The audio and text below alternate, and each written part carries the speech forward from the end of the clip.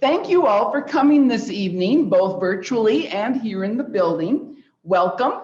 My name is Marlis Leon. I'm the adult programming librarian here at Council Bluffs.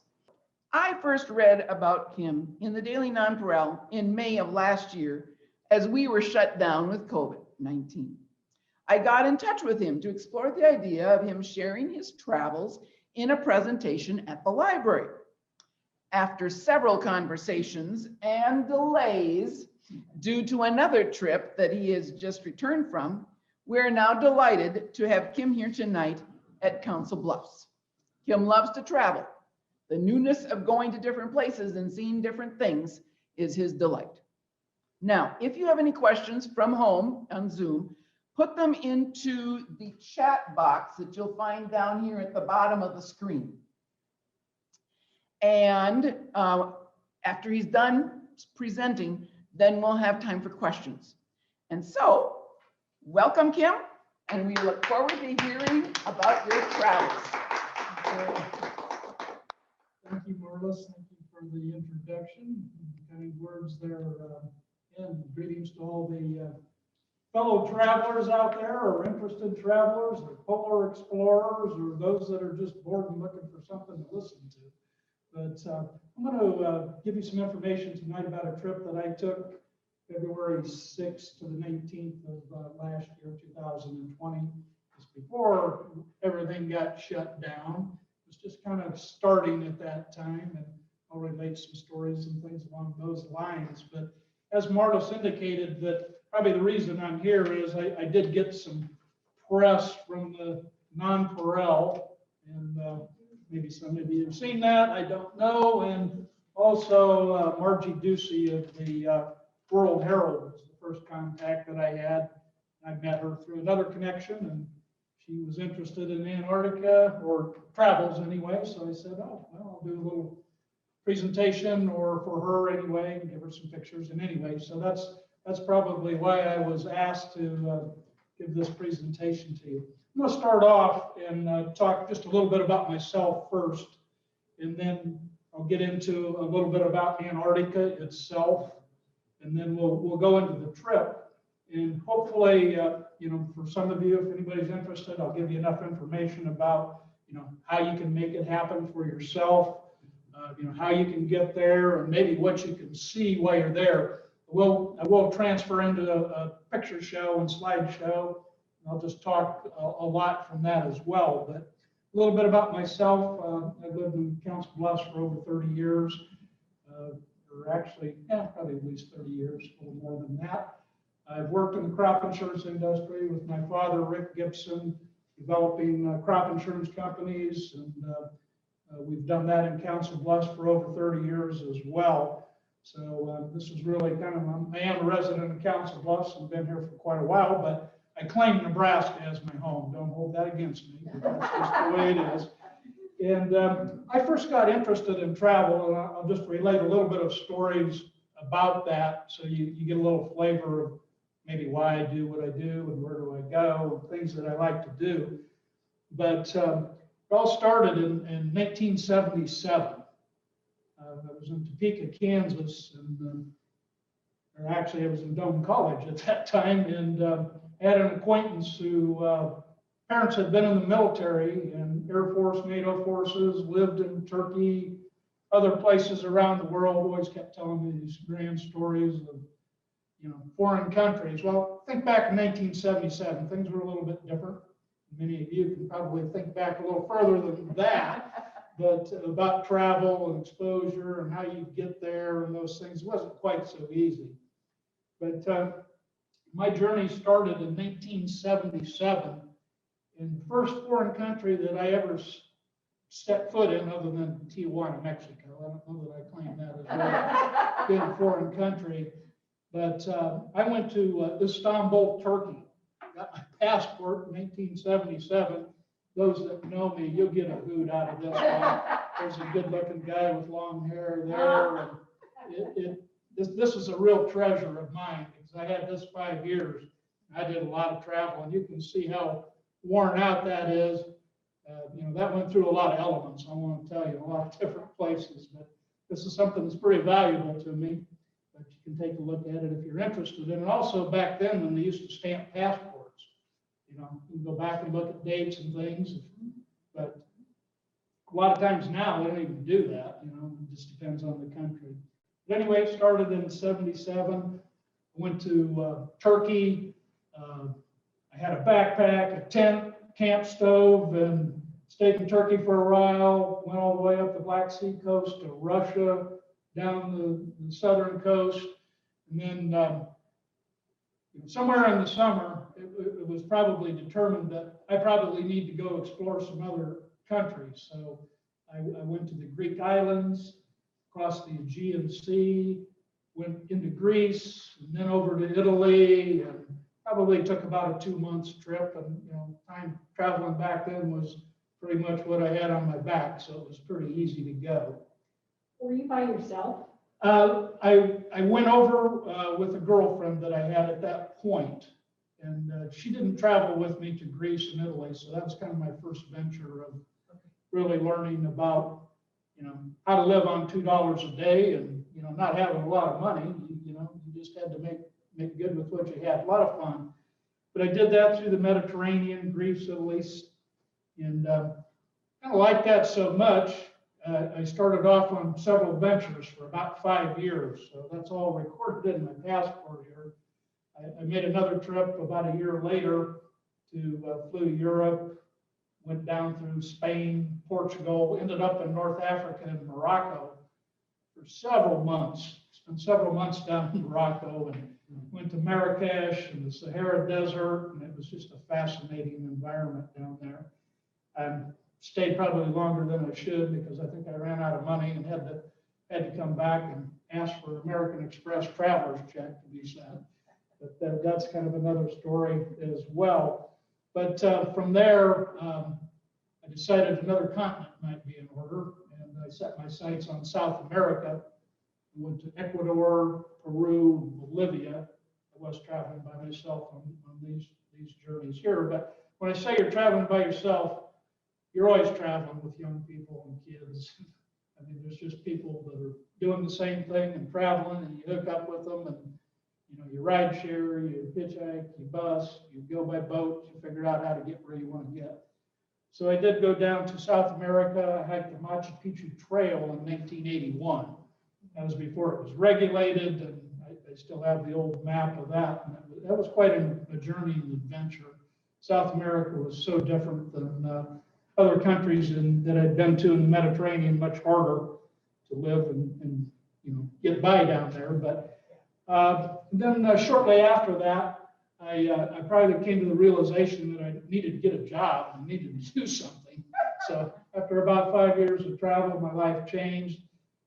My father hired me. You know, I was probably looking for a job. He was the only one that was going to hire me. So that happened.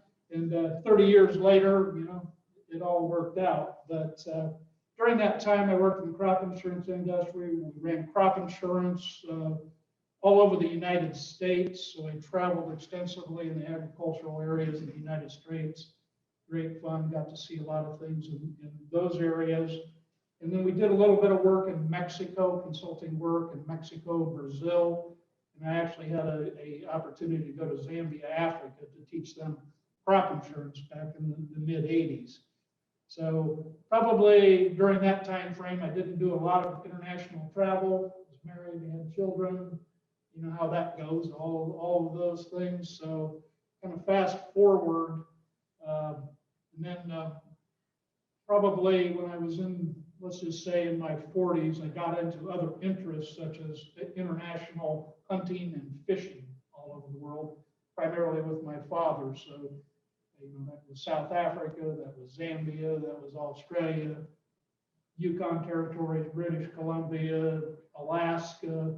Did that fairly extensively for quite a few years and still do that currently. Along that way, I had a chance I did go to Australia, which was another continent, and as you'll find out, as most people, Antarctica might be the last and seventh continent that they go to. That's one of the reasons you go there. It's like you can get your footprint on all the continents. So certainly that's what I did. But just right prior to that, I I had a chance to go to Greenland, Iceland, and Greenland on a hunting and fishing expedition and trip up there. That's my first exposure to polar environments.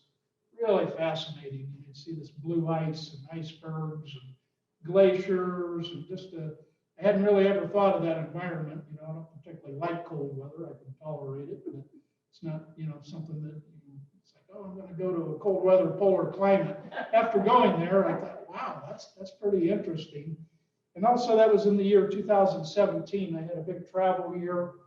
I went to Tanzania with my son and son-in-law. We climbed Mount Kilimanjaro, did some African game safaris. I went back to Peru with my wife.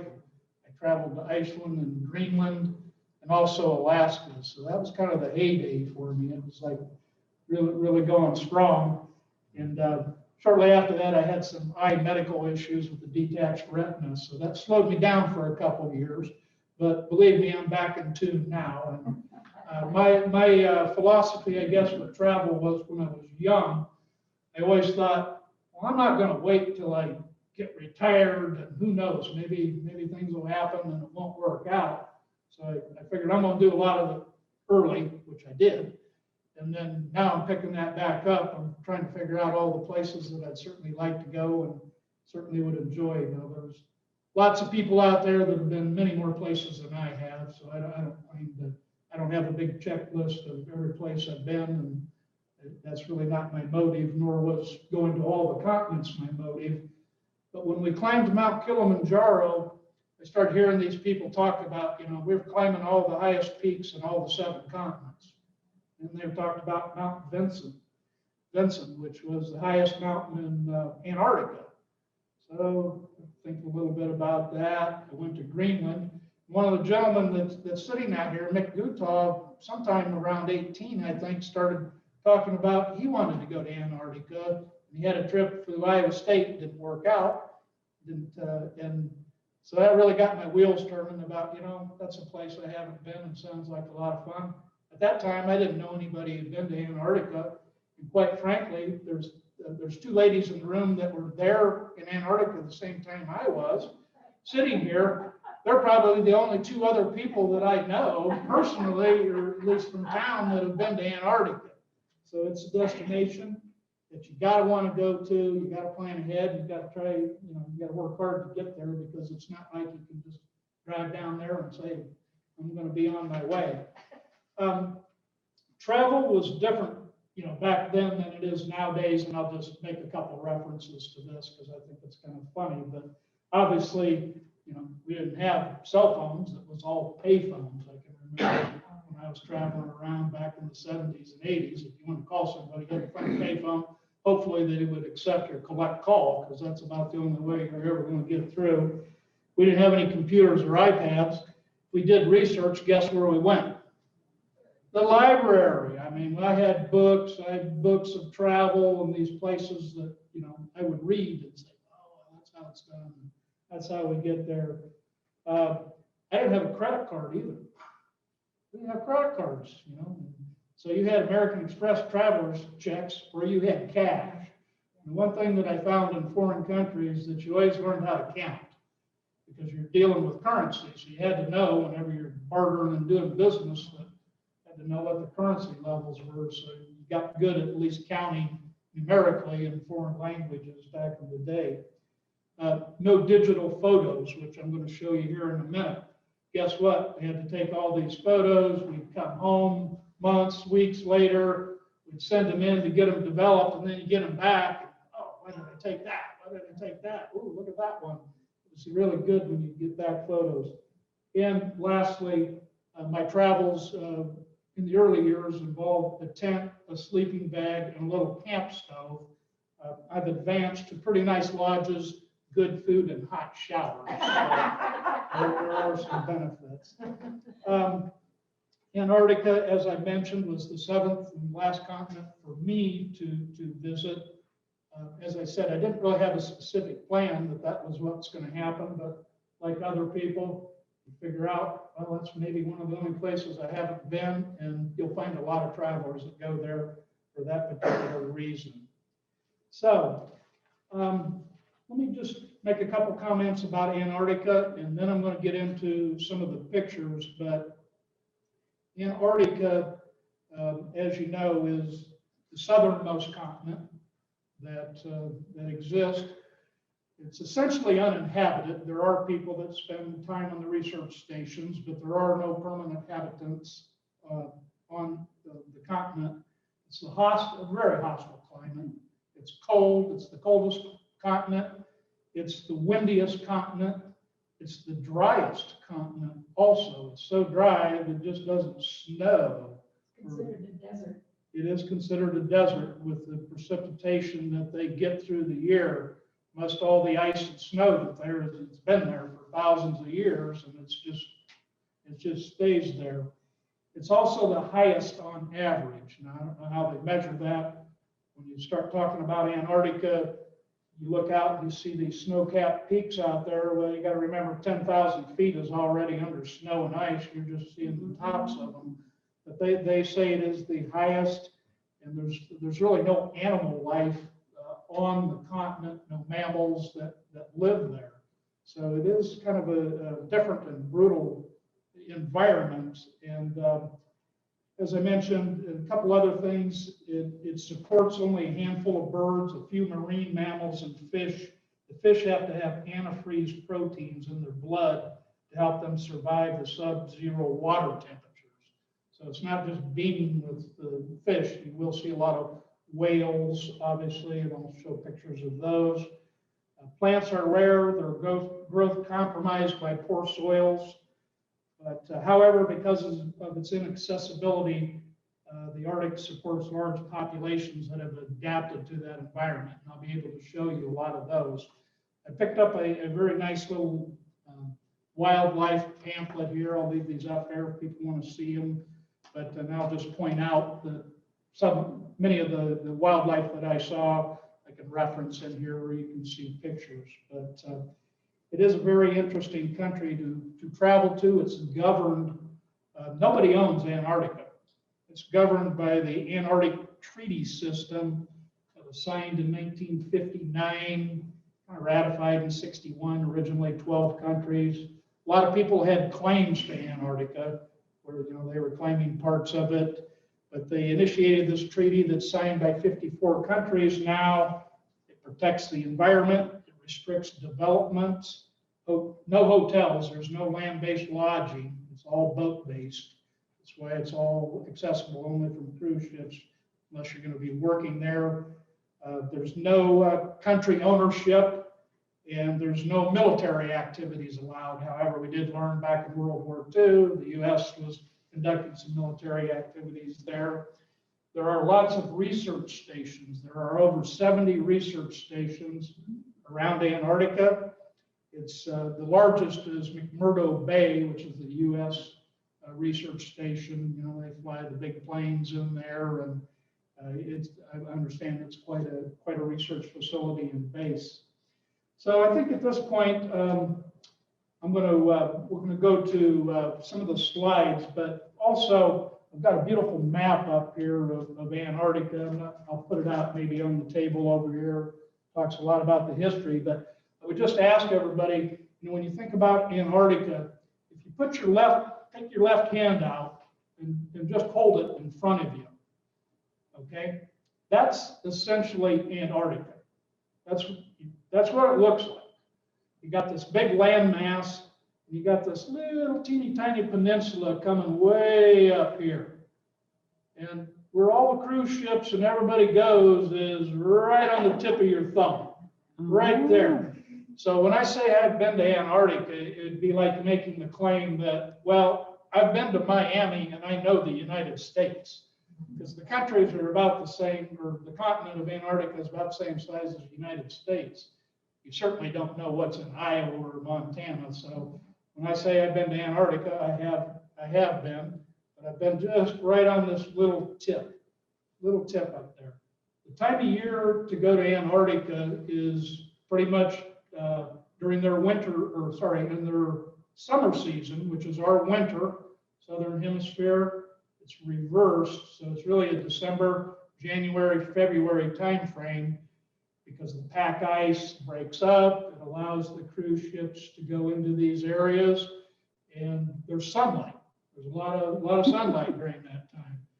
During the other, there's 6 months that there's sunlight. There's 6 months that it's pretty dark down there and pretty bleak. But we go, in our winter time. I went in January or February 6th to the 19th, and weather-wise, I just tell you this: it was as cold here as it was down there when I was there. Now they did claim it was pretty warm for that time frame, and I can talk a little bit more about that also. But I think right now we'll start bringing up some of these slide presentations, and then I'm going to just talk a little bit about how you get there, ways to get to Antarctica. And I had hoped that it would be really cold in here, that we could have got out the parkas here, but this is what they provide to you. Most of the cruise ships have their own colored parka, something that's waterproofed and you can take with you on all your excursions out there. I'm going to move over here, if that's okay. Yep. And we're going to talk just a little bit more about how to get there, and then I'll get in. I promise I'll show you some pretty cool pictures, I think, here about Antarctica. But how you get there is typically going to be by two routes. I did a lot of research before I went on how I wanted to go there. And one of the other things that I always wanted to do is, I've been to South America, but I'd never been to Chile. I'd never been to Argentina either, but I wanted to go to Chile. One of the routes is through Santiago. You fly from Houston down to Santiago, or you can fly from Houston down to Buenos Aires. The other route is going into Argentina. And ultimately, where you have to go is to the southern tip of South America, Terra del Fuego, the land of fire. And essentially, part of that area is Chile, part of that area is Argentina. It's the Patagonia area, the famous area that lots of people travel to, and certainly one of my destinations, again, that I'd like to go to, down to the Patagonia area of southern Chile or Argentina. But I chose Chile because I always wanted to go there, and I'm glad I did. Good things about it: the time zones are fairly the same. It's not like going east-west where you're get 7, 8, 9, 10 hours of time change, where I think it was Eastern time, if I recall, or 1 hour difference when I was there. And so we went down to Terra del Ushuaia, which is the southernmost city in the world.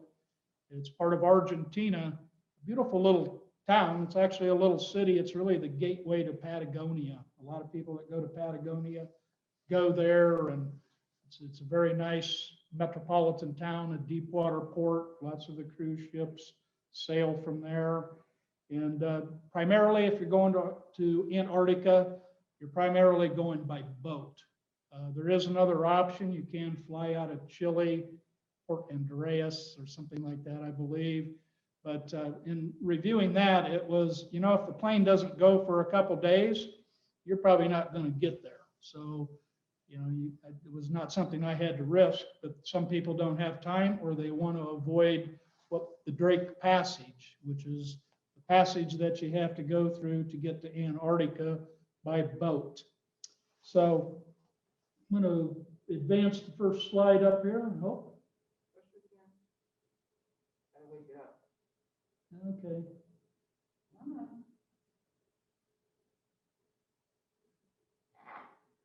Yeah, we had that all working earlier, Morris. We did. So, let's see.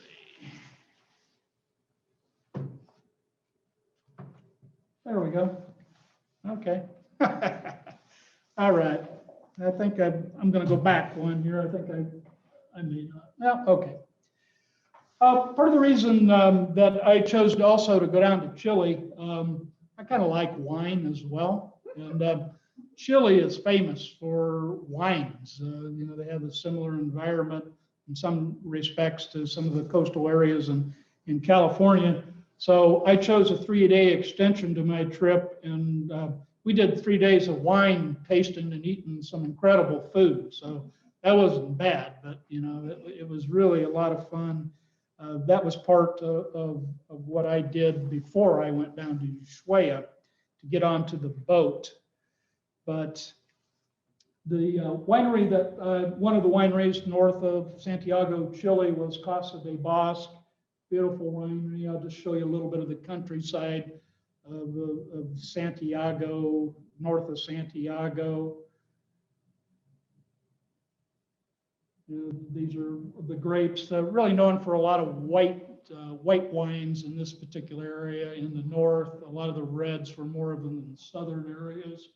Santiago is a very cosmopolitan big city. Chile was known for a lot of stability until about last 2019 and 20, where they've had some political strife, let's say. But it was very interesting, and you can see that we basically drank wine for 3 days. I got to tell you, and had some great food as well, and you know, had some opportunities to prepare foods at these wineries. So they had quite a tour for us, and it was a great time. I went with 6 other people, or 4 other people, just myself there sitting, and those folks were all from Boston. The guy in the end was from Australia, Andrew. He was one of the naturalists that went on our trip, and great historian on polar expeditions, just knew everything about it. That's a view from the window at Santiago. The Andes Mountains sit 15 miles to the back to the east, and you're right on the coast. So you immediately go from the coast to the Andes Mountains. Just some more of the wineries that we went to. And I'll just make one other comment on, I believe this was the winery. We actually went to the Santa Rita winery south of Santiago, probably one of the oldest wineries in Chile, and just a really old complex down in where they're aging their wines. But interesting fact about this winery is that they had a variety of grape that they found there, that after the disaster, that the disease, I can't remember the name, sorry, that wiped out all the grapes through Europe in the I believe it was, that wasn't that long ago, but anyway, all the grape varieties were wiped out. They found a variety, a Camarera down there that was still in existence, and the only one that still exists in the world. But anyway, we got to drink some of that wine. It was quite an experience. So I told you that we flew over the Patagonia from Santiago. We had a chartered flight. Our group was 100 people. We all left Santiago together. Most of the people didn't come on the 3-day excursion. We met in Santiago. They loaded us up on a charter plane. We flew directly to Ushuaia, Argentina, got off there, you know, visited in town, and then we went to Terra del Fuego National Park. Terra del Fuego is the area I referred to as Land of the Fires. Back in the early, 1500s, when Drake and those were exploring that areas, they used to see fires burning on the inland, and they just named it the Land of Fire. These were the earlier inhabitants and indigenous people of southern Chile and Argentina at that time. So this is what the countryside looks like. It's all coastal, reminds me a lot of going up to the Pacific Northwest or up to Southeast Alaska, the whole Patagonia area, just beautiful. There's just a little map of the tip of Terra del Fuego, and you hear about some of these adventurers and bike riders and motorcycle riders that leave the United States and ride their bikes or whatever, all the way down to the southern tip of South America, ending up down here in Ushuaia or Terra del Fuego. That's as far as you can go. Some of these might be just out of order just a little bit, but I'll tell you what these are. Every day when we were on ship, they charted out our course so that we knew exactly where we were, where we had been. And if you look up there in the tip, that's Ushuaia, where we've come down. And these dotted lines are our route. And like I said, I got these a little bit out of order, but just to illustrate, great reminder, I'd go up and take pictures of these so then I could go back and look every day. I also had, narratives and things that would talk about what we were going to do and where we were going. So these were just on display up in our ship. Okay, I want to talk about the Orion. I chose National Geographic's as the company that I went with. This was our ship. It was the Orion. It's 109 passengers. It was a smaller vessel, but it was more of a research vessel. When I explored and looked about there's 6, 7, 8 different type cruise lines that go down there. If you want a boat that's 400 people, or if you want a boat that's 200 people, some of them have different activities. You could book some that, it'd be like going to the Caribbean if you wanted night shows every night, or gambling. There's a few of those. All of these ships have to be rated for ice impact. They have to have reinforced hulls, so you can see all about the ship. As I mentioned, ours was 109 passengers. We also had a crew of, our crew was Filipino staffed, just did a magnificent job for us.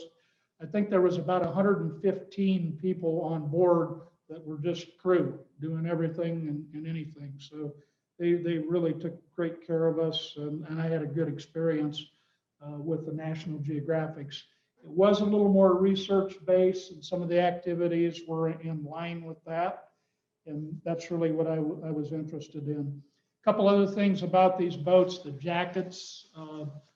These are things that they provide. You can rent all of the gear. You don't have to take it. You can rent it there. I had pretty much all of my gear. You have to have a pair of rubber boots that go up to your knees because you're getting out of Zodiac boats and getting your feet wet all the time. So that's mandatory. And as we were talking about a little before, because of the pristine environment, if you take your gear, we had to vacuum out every bit of gear we had to get every seed, bug, anything that might exist, and anything that you would take on shore. You had to disinfect before you went on shore, dipping your boots, scrubbing your boots. When you got back, they didn't want to spread diseases between the penguin colonies. You had to do the same thing, and they inspected you and make sure you weren't bringing back guano and stuff on your boots, and everything had to be really, really clean and very well protected. So but this was the ship, and we started out. I'll just give you a couple pictures. I had a pretty nice room on the 3rd floor. I figured out, it's just like any other cruise ship. You can stay down in the bottom in the hole. You can have a window. You can not have a window. You can have a big window. You get on the big boats. You can probably have balconies if you want. But I figured, well, I'm going to be looking a lot and I want to see a lot. I need to have a big window. So actually, the reality is you can always go outside and see everything all the time, and you got plenty of time anyway. But that was my room, very comfortable. But I can tell you the ship was rocking and rolling as we were going across the Drake Passage. So I had 2 beds in there that were, one went one way and one went the other. And depending on which way the waves were going, I'd pick the bed that I wanted, because there was times it'd probably throw you out of bed if you were on the wrong side of that rock. But beautiful ship. I mean, the dining area and the lounge meeting area. And one of the things about these ships, it's really a lot about the staff as well. Let's go back here just a second. On the National Geographic's Orion, which is one of their ships that they do polar cruises with, we had 6 naturalists on there, each one with a specialty in either birds or mammals or undersea diving, or, each one history.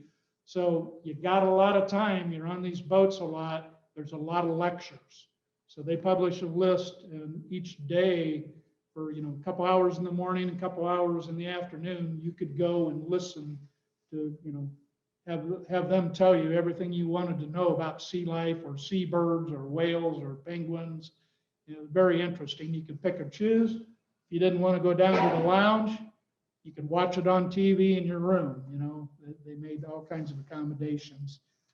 I will say this too. It was, the ship that I was on, just kind of the makeup. There was 109 passengers. I was maybe one of the younger ones on the ship. And just, you know, think about this. It's hard to get to. It's not cheap. I'll tell you that. You know, you're going to spend some money, but you can decide how you want to go and what you do. And, you know, it's a lot of people that are retired and a lot of people that have been around a lot of different places and want to go to the seventh continent. And then you'll get some occasional people that just, for the adventure, that they like polar exploration. So that's kind of what that was, the makeup of our ship, but a lot of interesting things. So we started out, and one of the things that they'll tell you is the captain and your coordinator, I'm forgetting his title name, but the guy that ran all of our operations, they'd decide each day what you were going to do. And what do you think the driving factor was? Weather. I mean, if the weather was crappy, you weren't going on shore. You know, and one of the things that happened to us, and when I looked at polar cruises, I was very interested in crossing the Arctic Circle. It's just kind of a thing in the Arctic or Antarctic Circle, not the Arctic Circle. The Arctic Circle is up in the North Pole region, but the Antarctic Circle, latitude 66 degrees south. I was extremely interested in that, but this ship was not designated to go that far. And I looked at some others, and my thought process was I would rather spend more time doing land excursions than spending another day going as far south to say that I crossed the Antarctic Circle. So I said, okay, well, you know, your trip's about 7 days or 10 days, sorry. Once you leave Ushuaia, you have about 10 days. It takes 2 days to cross, maybe 2 days back. It just depends on weather and your route. Well, we started off, and the very first thing they said was, there's one big storm in the area that's usually the closest that we normally go. So we're going to go all the way south. So we actually went all the way south across the Antarctic Circle to begin with, and came from the south back north instead of starting from the north and going south. And that was due to the weather. And when we did cross the Drake Passage, I want to tell you, it was pretty rough. We had a lot of people that worked at dinner and breakfast and lunch, and I fared fine. Doesn't really bother me all that much, but the Drake Passage is notorious for rough, nasty weather. Sir Francis Drake in the 1500s, he explored that area, and he actually determined that South America was not connected to Antarctica, and you could get from the Atlantic to the Pacific. He was the first one through that area, and you know, it's notorious for shipwrecks and nasty weather, and you can imagine why with everything happening down there. And you know, think about it too, when before we had the Panama Canal and others, all those ships had to go down along the tip of South America through the Drake Passage through that area. So it's got quite a history to it, and it lived up to its reputation for us. I was talking to the other two visitors here that made that trip, and they said they had no issues, and it was one of the easiest crossings. So that could be day by day, you know, depending on the weather.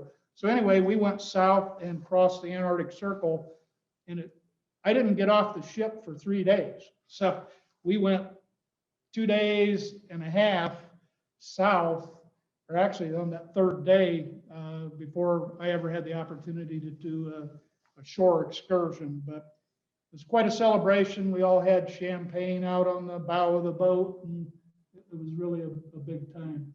I didn't have a picture. I should have put a picture of that in there. This is maybe my first sighting of an iceberg.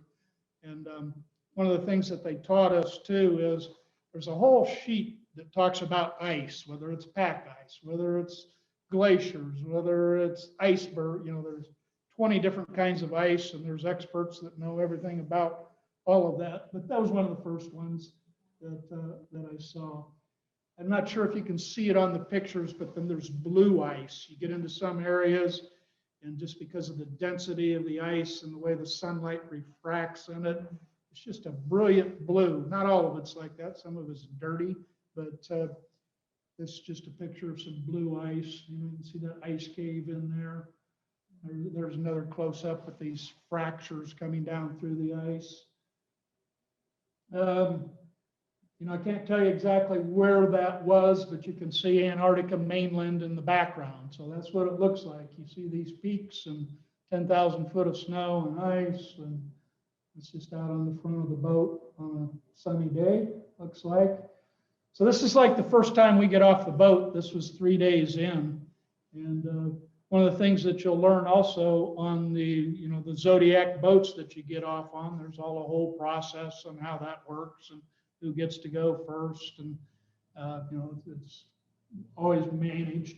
But they have to get out and scout the area, because you may want to go to this area and think you're going to get off, but when you get there, there's all this ice floating around and pack ice, and they're like, well, we can't get off because we may not be able to get back through that or get people safely through those areas. But this is one of the first times that we were allowed off the ship. You can see, I think that was a Weedle seal there laying on the ice. This one was, it's kind of, unfortunately, the top part of the picture on this ice formation is kind of obscured, but it was really interesting ice formation. Yeah, and then, you never know what you're going to see with these icebergs. This one just had a hole in it, and it's like captured the ship as it was coming through there. And, you're just driving around and getting different views and angles of these icebergs. Really amazing.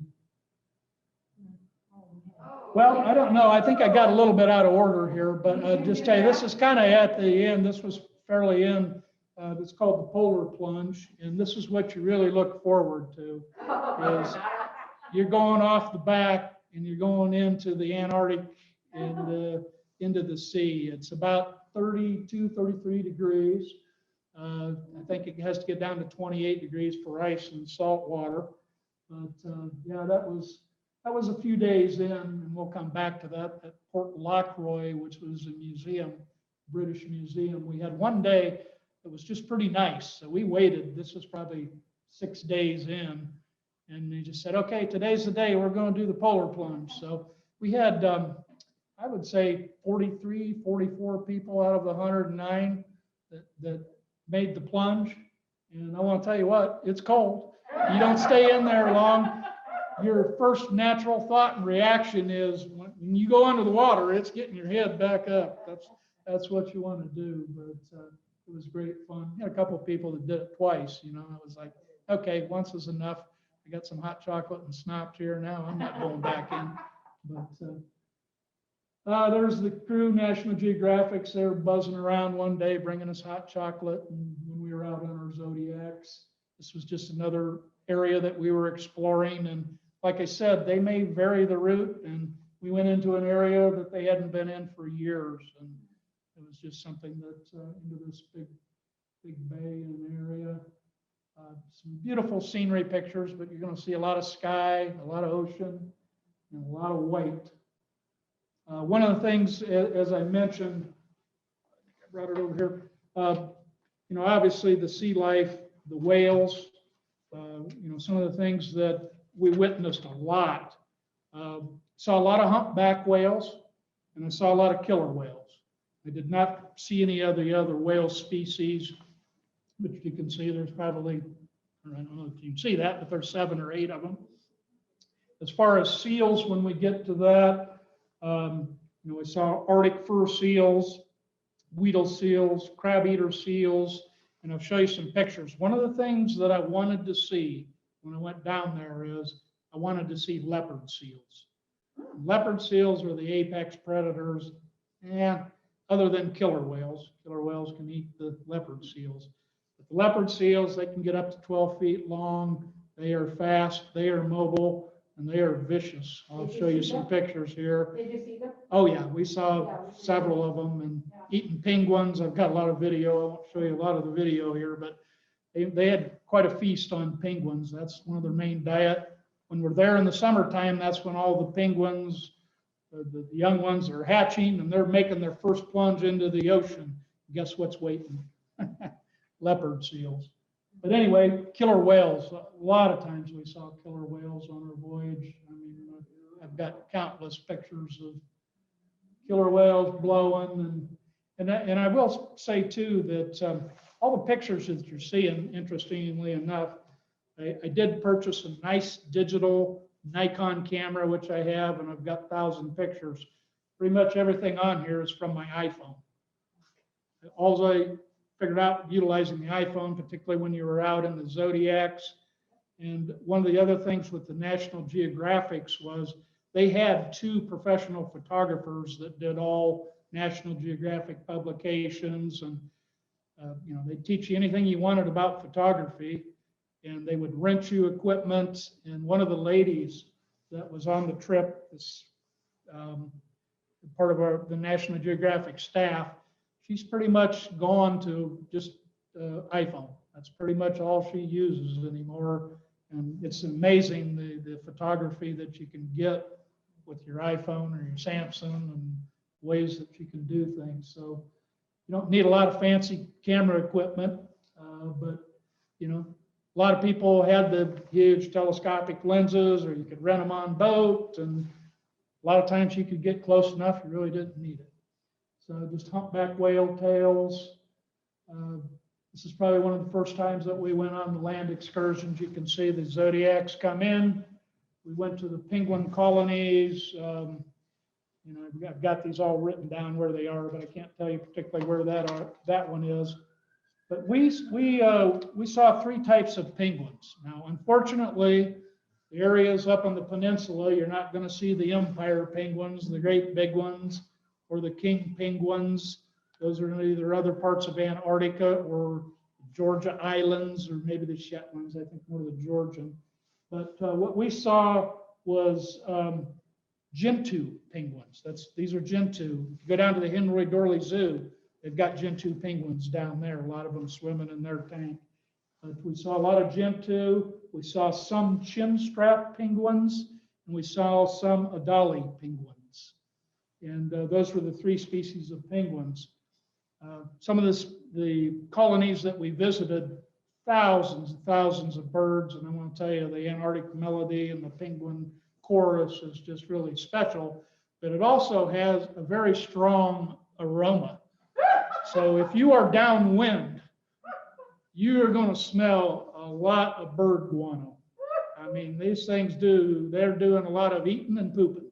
And it's quite smelly. Sometimes you'd be going into these colonies, and if the wind was blowing out, you'd get a full nose full of it before you ever got in there.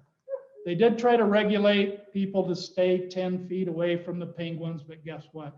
You walk on shore, and they'll walk up to you and they'll peck at your trousers, or, you know, can't feed them or do anything like that. But, you know, as long as you don't try to aggressively go after them, they'll allow you to, you know, do whatever. It's pretty much self-regulated. But what was that brown stuff down I there? think that was just seaweed, maybe kelp, along the shore. Yeah, that's just kelp that's washed up on the shore there. Yeah, my picture order here is just a little bit off, but this was another Deception Island was a place that we went to. I'll talk just a little bit about Deception Island, you know, just some photography, things that I went, well, maybe those slides are coming up. Somewhere along the trip, about day 5 or 6, we went into Deception Island, which was a volcanic rim around there with an opening in it. And in that Deception Island was an old whaling village back in the 1800s, when all the whaling was going on in Antarctica. This is where they stored whale oil, primarily from England and France, probably English and Portuguese a lot. But this was just the remnants of these big vats of where they boiled whale blubber to make oil. And I had to look up. I said, well, what are they using whale oil for? Anybody know? Perfume. Well, I hadn't heard that, but maybe so. Might be something. It was back in the time when they had lanterns. And that whale oil was what they burned in those, lanterns back then. And also some lubricants, but very interesting. We got to spend quite a bit of time on Deception Island. It was really rough, but when we got in there, we were kind of surrounded by the rim of this volcano. And it's like a chain of maybe 7 or 8 volcanoes. Really cool place. Port Lockroy, I mentioned Port Lockroy. I've got a patch up here from them. It was an English station. It was built or occupied back in the, let's say, the 30s. They used to spy on keep tabs of the Germans down there at that point. It's turned into a museum, but they've restored this. Just a wonderful little, it's just a little teeny tiny island and a shelf, there's probably another picture, but they've restored it to its original state. It's staffed by a trust out of England, and very interesting visit for us. This was on the island for Port Lockroy as well, I believe. No, I think this was somewhere else, sorry.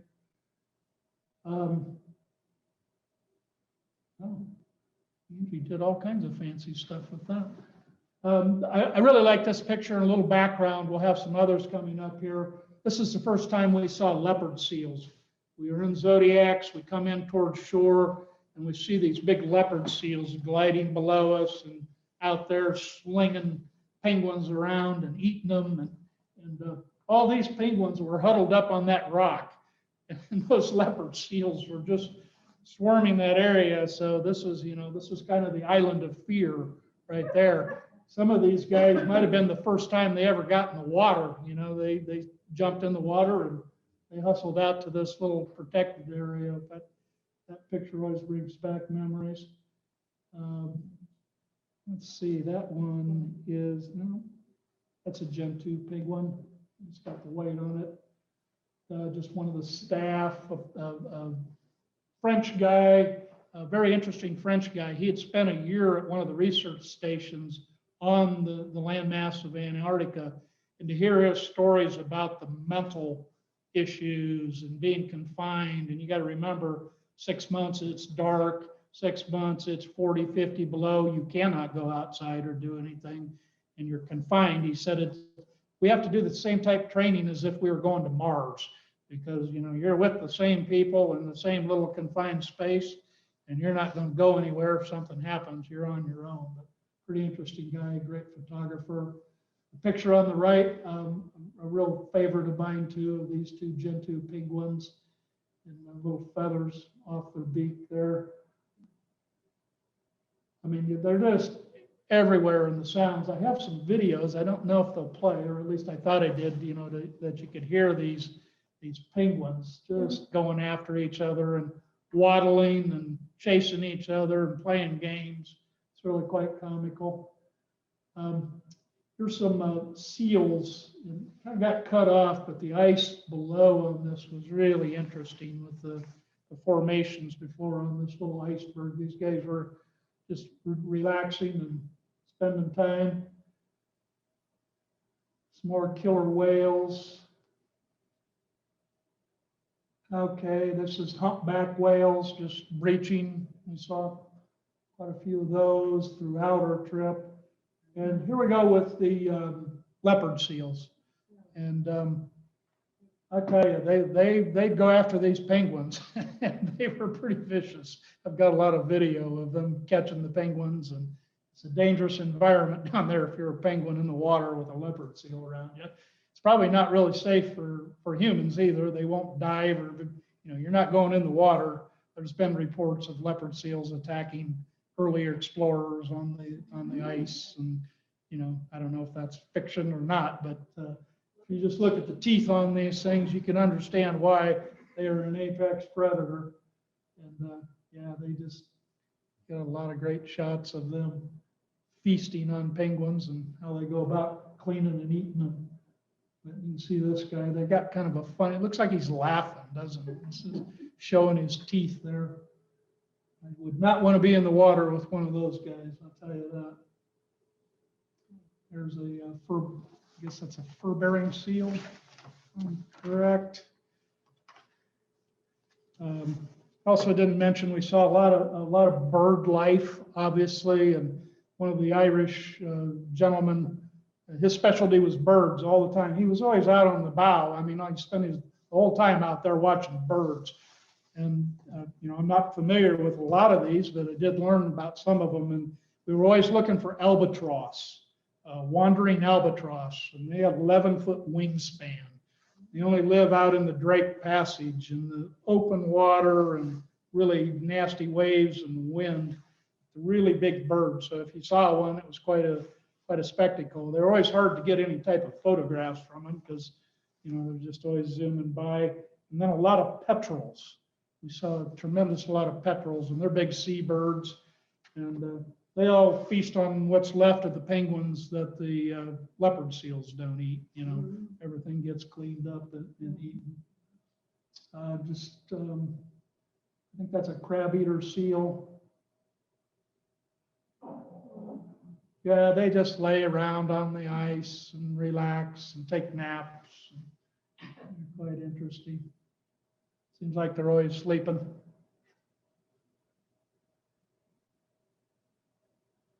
I believe this was a sunrise. Got up one morning and sun was coming up and it was just beautiful. Went outside and took some pictures. And I think I mentioned, you know, the temperatures range when I was there from 15 degrees to 30, you know, and it wasn't much different than being here. Now, I understand it can be quite much colder, and keep in mind, you know, we're up on this furthest tip of Antarctica, and it's the warmest part. And it's the part that the pack ice breaks up. And so when you get on the mainland, it's a whole different story when you get down there. And yeah, there's just kind of a, you know, that's what you might see.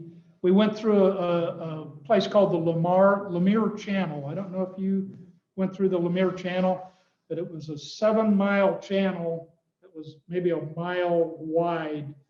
Just these glaciated areas coming right down to the ocean.